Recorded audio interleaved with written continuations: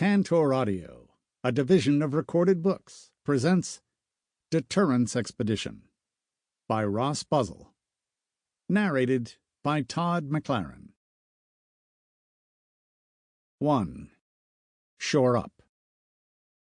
Lance's boots clicked as he walked down the polished halls of his new post.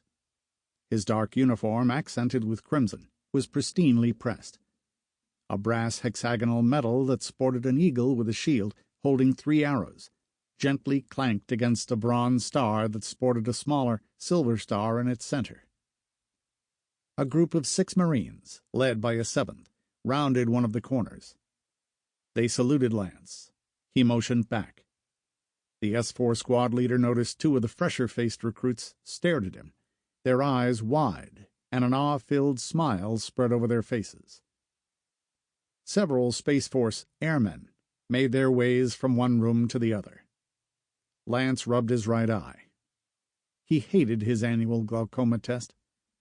Reaching the end of the sterile corridor, he pressed a button to summon the elevator. Seconds later, it dinged, and the doors slid open. Lance stepped in. Justin stood in the corner, his hands folded in front of him, as he sported his flight suit. "Glaucoma test?" Justin asked with an arched brow. "Yeah," Lance replied as he rubbed his right eye. "We're a spacefaring species that's created genetic engineering, crafts that can safely shuttle tens of thousands of men and women through the void, and have armor that turns us pretty much superhuman. And we can't figure out a way not to shoot a puff of air into the eye?" "I mean, in their defense, they have to make at least 1 or 2 things uncomfortable to ward away those who just want to get all those perks," Justin said, as he stepped forward and pressed the door close button. "I have to say it's weird not being on the Manifest Destiny anymore." "I know, but this beauty is a brand-new WASP top-of-the-line. Galio levels of artificial gravity," Lance said as he jokingly bounced in the elevator. "Where are you headed?" "Admiral Cortez says there's a new major he wants to introduce me to," Justin said, before scratching the back of his nearly shaved head. "I was ordered to the bridge as well," Lance said, before looking at the message sent to his multi-tool. "The entire Raffen squad was summoned." "Getting new command is always fun," Justin muttered, his tone dripping with sarcasm. You never know. Just because Price ended up discharged and narrowly escaping a jail sentence for the other crap he pulled doesn't mean our next one's going to be bad," Lance replied, a flutter of hope dancing within him. "I guess you're right," Justin muttered.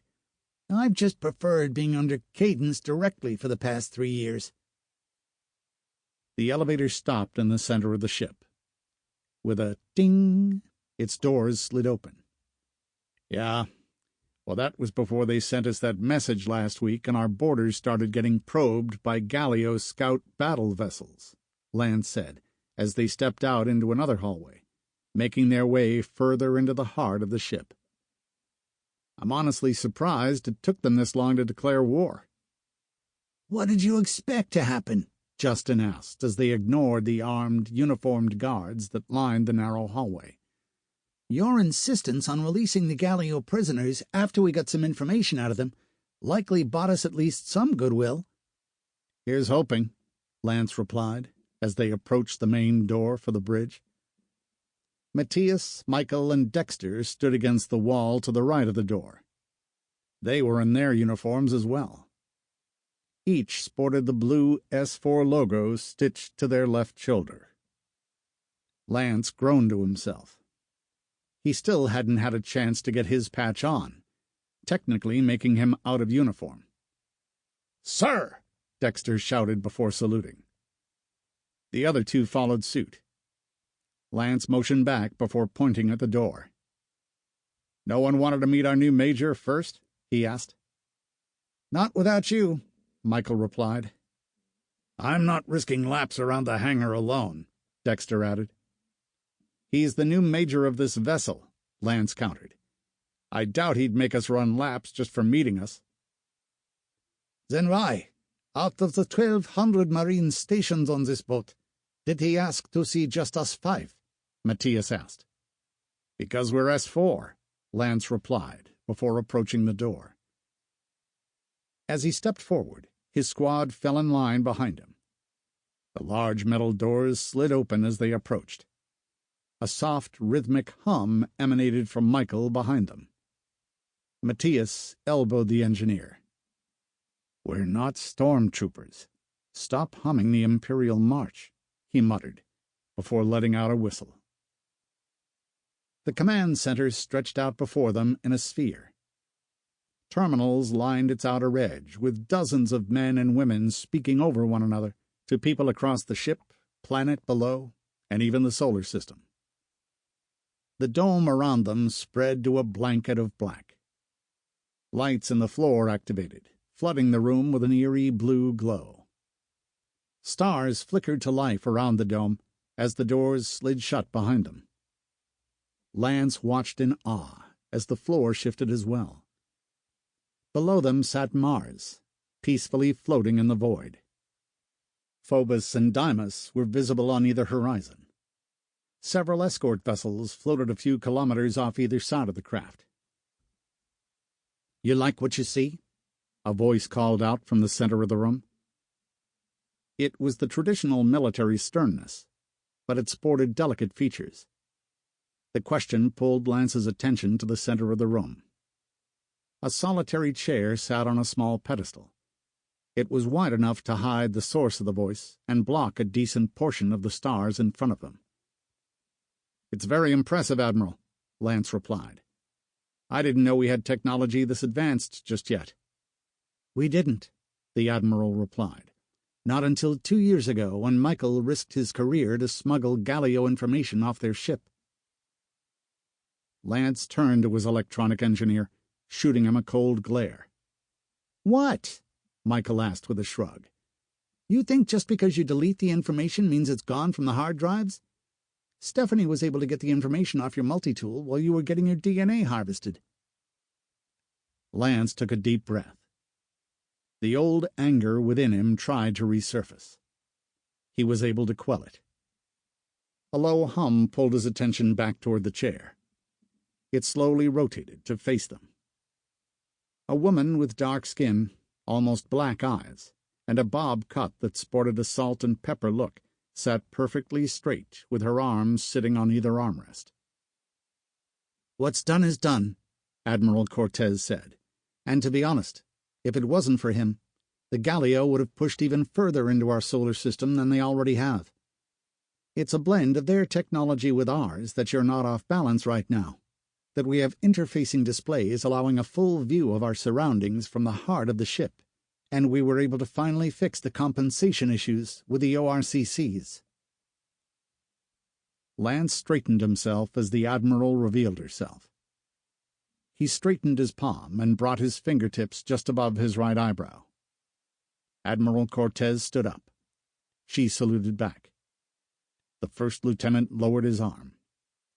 He paused for a moment as he replayed the Admiral's statement in his head one more time. "Wait. What do you mean, even further into our solar system?" Lance asked, tilting his head to the side. "I don't remember seeing any briefing updates showing they'd invaded any planets." "That's because we don't want to incite a panic," Cortez replied. "Word gets out Galio war assets are in the solar system. Then we have billions, if not almost all 1 trillion of us, fleeing from our colonies, moons, and mining residences, and trying to get back to Earth. With all that traffic, it'll be impossible to defend ourselves if the Galio attack." "Then where are they?" Dexter questioned. "Can't be anywhere too populated. Otherwise it would have been posted all over the solar net by now."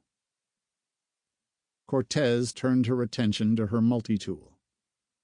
She pressed a few images before swiping to her right. On the side of the command center's wall appeared an image of the entire solar system. The Admiral zoomed in to the outer edges of the system, past the Kuiper Belt beyond Pluto. "You'll get in-depth details during your briefing, but the research station on Eris went dark 3 months ago," Cortez said, as she stopped at the image of the dwarf planet. "We've sent probe drones for recon, and all evidence suggests it's destroyed. Something that far out. We need to be careful with our investigation. Iris is right around the corner compared to POS, Matthias chimed in. Why all the secrecy? We've traveled a lot further out than that. Did you do any reading in OCS? It took 200 years for the Perseus Observatory to get into location. Generational ships escorted it and mapped a very detailed galactic highway. Did you do any reading in OCS? It took 200 years for the Perseus Observatory to get into location.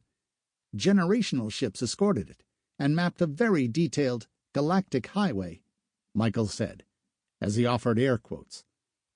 That offers us to jump there quickly and safely. We're still working on mapping every possible safe route through our solar system. We've rarely gone past the Kuiper Belt, and 1 in 5 ships usually goes missing once they pass that barrier. A bookworm, Cortez mused with an arch of her salt-and-peppered eyebrow. Those are always good to keep around. They tend to know more useful information than everyone else combined. And yes, he's right. It also doesn't help that Ceres, Haumea, and Makemake were the first footholds the Reeves made as they fled our solar system. We've recently discovered a small contingent still remains, but don't pose any real threat, and with them outside of our orbital repellent crater creator's effective range. That's a terrible name, Justin muttered. Take it up with the boys in research and development, Cortez replied, as she turned back to the image of the dwarf planet. They play too much Dungeons and Dragons for my taste. There's nothing wrong with that, Dexter whispered so softly, Lance hardly heard it. He turned to his squad's tank. His brow knitted together before tilting his head to the side. Really? Lance asked in a hushed tone. Yeah, I like playing a stout halfling bard, Dexter replied with a shrug. So what? I just didn't see you as that kind of gamer is all, Lance replied, before turning back to Cortez. I know you didn't call us up here just to talk about Iris, ma'am. I did, Cortez replied, as she turned her attention back to her multi-tool. With a few more swipes of her fingers and a quick flick of the wrist, her projected image vanished, replaced by the image of endless space. Looking at the stars, Lance found one slightly brighter than the others, the source of light for all of the Sol system. Now that you're stationed on this WASP for the next 3 years, I feel it's important for each Marine on this craft to meet the new major of this boat's Marine Expeditionary Unit, Cortez said, before pressing the intercom glyph on her multi-tool. Major, permission to board the bridge. The door behind them hissed as it opened. A chill ran down Lance's spine. He could already feel the Major's eyes burrowing into the back of his skull. Butterflies fluttered in his stomach as he noticed Dexter turn out of the corner of his eye. Oh, crap, Dexter muttered. Glad I'm not you guys, Justin sneered. I'll be, a booming voice bellowed from behind the first lieutenant. The hair on the back of his neck stood on end. There was a familiarity to that voice, a commanding presence attributed to the most physically painful and mentally agonizing part of Lance's life. He took a sharp breath as he continued to stand at attention. His brain screamed at him to turn, but his body refused to, wishing that if he didn't see the Major, then he didn't exist. If it ain't Bright Eyes and his merry band of miscreants, the Major added. Lance took a quarter step back and pivoted on the ball of his foot. His eyes landed on his new Major. He saluted the superior officer. Major Folter, it's good to see you again, sir, Lance belted, as if he were back at OCS. 2. A swim. Lance's spine stiffened. He placed his hand to his forehead as the other S4 members did the same. Folter saluted back. He stepped forward.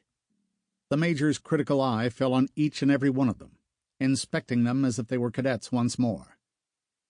It's good to see you again, too, Bright Eyes, Folter said, before looking at Dexter, then Justin, and finally landing on Michael. I'm surprised to see you're still here. You taught these guys to fight, sir, Michael replied, but they couldn't log into a computer terminal with their own credentials. They need someone like me. The major let out a huff before turning his attention back to Lance.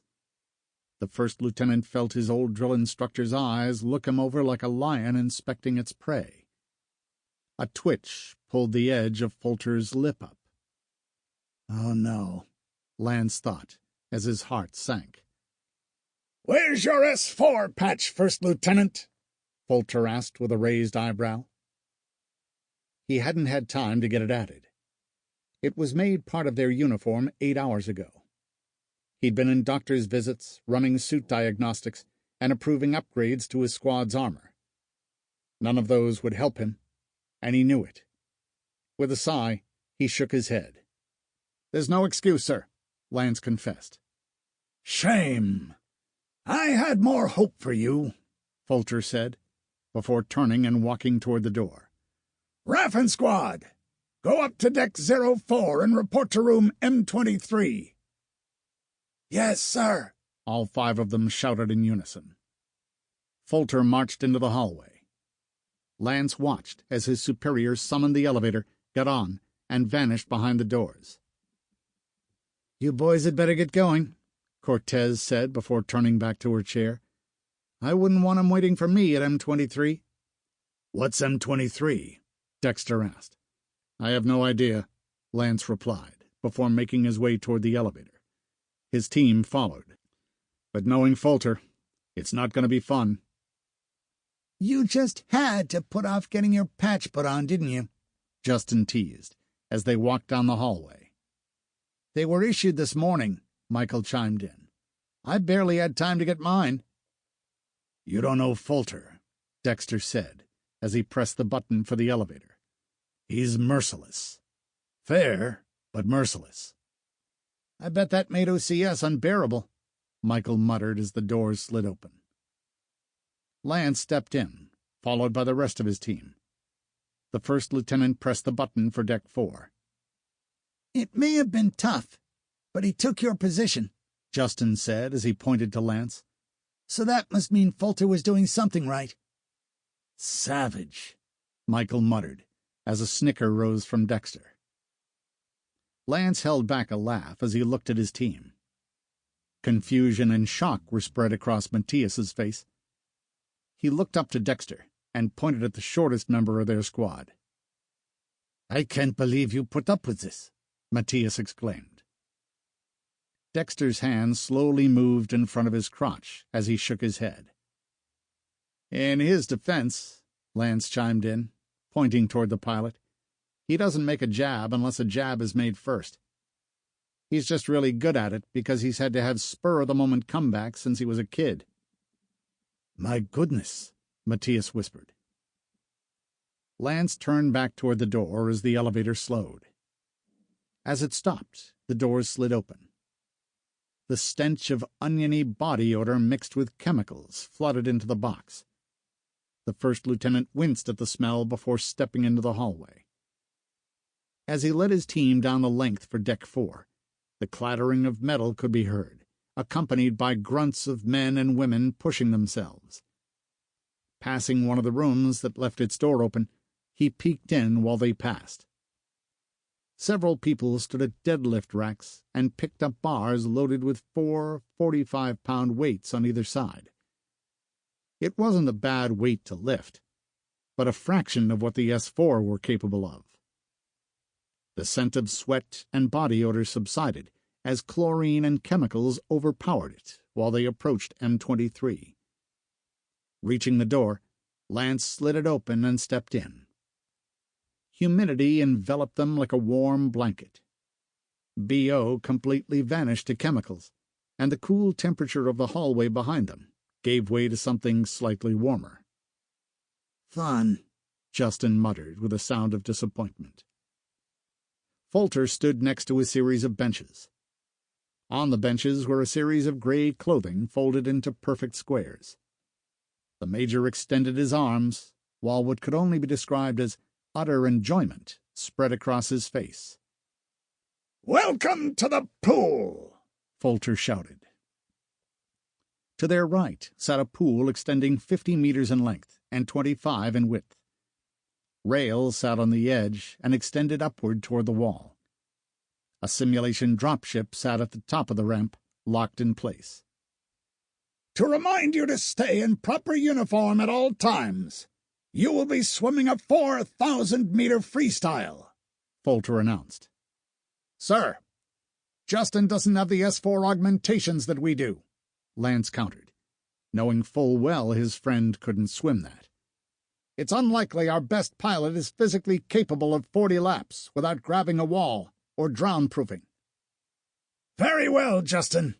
You swim 1,500 meters," Folter said, before motioning to the clothes next to him. "Now get over here and get into your swim gear." Lance led his team to the seats. When he picked up the gray clothing, his heart sank. It was standard-issue S4 sweatpants and shirt. The material was cheap and itchy. There was a reason no one ever bought them. They also had a tendency to gain about 10 pounds when wet. Without a word, Lance unbuttoned his uniform jacket and pants before stripping down to his underwear. Stepping into the sweatpants, he grimaced. It felt like sandpaper rubbing against his skin. He put on the sweatshirt. Its rough emblem was embroidered right at nipple height. "I swear this is going to grind off a nip," Dexter grumbled, as he swung his arm in a swimming motion. "Stop chatting, ladies, and get swimming!" Folter shouted. Everyone folded their uniforms and placed them on the bench before approaching the edge of the pool.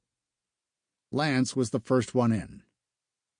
As he jumped into the water, a bolt of cold shot through the soldier. Every muscle in his body tightened as the liquid poured into the sweatsuit. Kicking, Lance let out a large exhale as he moved toward the surface. His skin tingled from the cold. Breaking the surface, he took a deep breath. He cleared his mind and allowed the numbness his body felt to seep in. It washed over his mind like a wave on the beach. Lance embraced the cold like he was taught to embrace pain. He made it a part of him as he kicked and spun his arms through the water, taking a breath every 3 strokes. Reaching the far wall, he spun himself around, pushed off, and made his way back. Dexter took an early lead. He pushed himself. Lance shook his head as he thought about how the heavy man was going to wear himself out. Matthias passed him as well. That was no surprise. The first lieutenant remembered seeing a medal for a hemispheric competition where he placed second in his quarters once. Michael kept an even pace. He stayed shoulder to shoulder with the first lieutenant, while Justin fell far behind. While making his way back and forth, Lance would stop for a split second to check on the pilot, only to be waved off and told he was okay. Half an hour in, Dexter started to slow. Matthias passed him. He kept his speed and stayed in front of Lance and Michael. A small yet sharp pain stabbed into Lance's side. He pushed the pain out of his mind as he continued to swim forward. The weight and drag of his clothing started to make itself known. Over the next half hour, Dexter fell behind even further.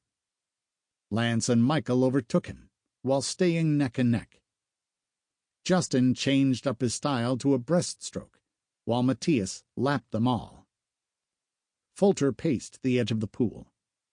He was shouting what he undoubtedly thought were motivational words.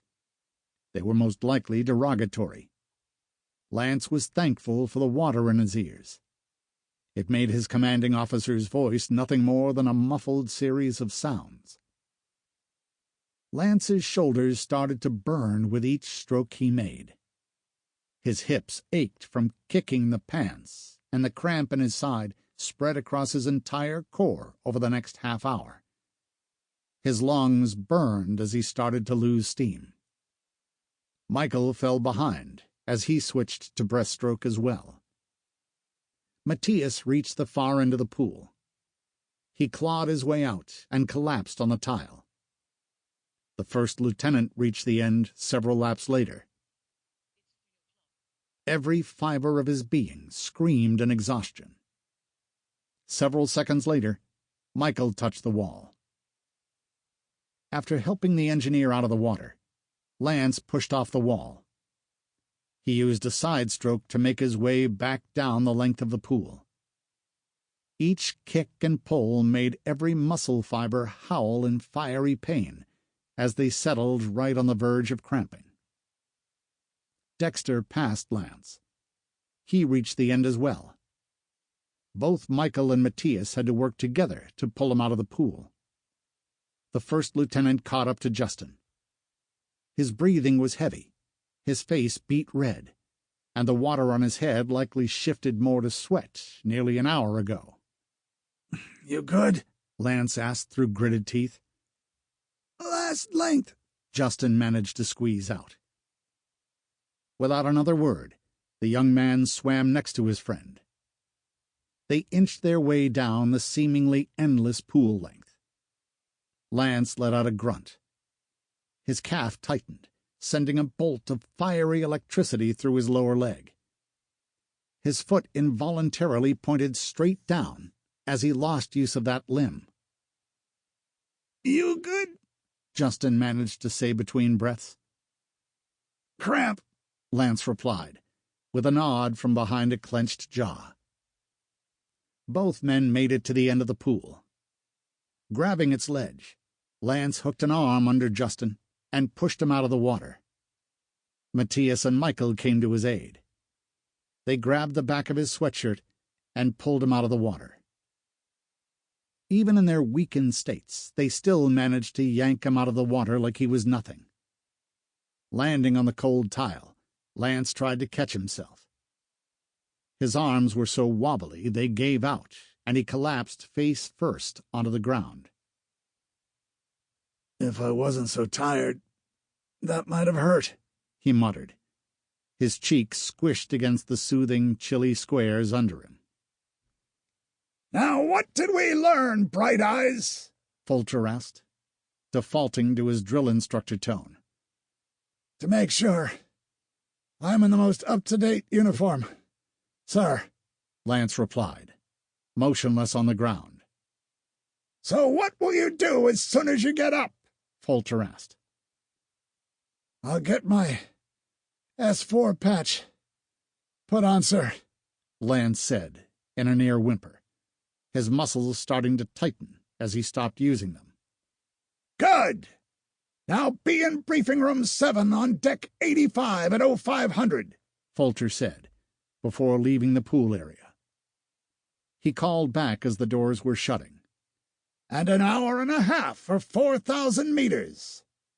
Not bad, boys." "I think I'm just going to lie here for a bit," Lance said breathlessly as he flattened himself out on the ground. "Me too," Justin, Michael, and Matthias all muttered. "I think Dexter whimpered as he lifted the collar of his sweatshirt and looked down. He let go of the edge and dropped his head back to the floor. "Yep, I did it. Do any of you know any good nip reattaching doctors? With our insurance? Are you kidding me?" Lance managed to ask as he rolled over to his back. "You're just going to be lopsided for the rest of your life." Lance's body refused to move.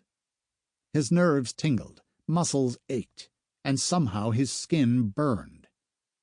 The stitch in his side subsided while his breathing slowed to a normal rate. "Hey, I think I just came up with your call sign," Matthias said as he flopped to his back as well. "You can be one tit."